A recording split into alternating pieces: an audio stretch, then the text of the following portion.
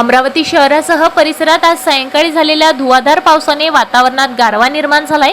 गेल्या काही दिवसांपासून वाढलेल्या उकाड्याने त्रस्त झालेल्या नागरिकांना या पावसामुळे मोठा दिलासा मिळालाय। अचानक आलेल्या पावसामुळे शहरातील मुख्य रस्त्यांवर पाणी साचल्याचे दिसून येत आहे।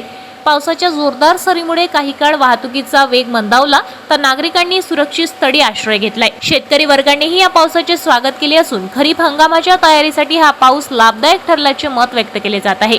दरम्यान हवामानात झालेल्या बदलामुळे तापमानात घट झाली असून शहरात उल्हाददायक वातावरण निर्माण झाले आहे। पुढील काही दिवसातही पावसाची शक्यता हवामान विभागाने व्यक्त केली आहे।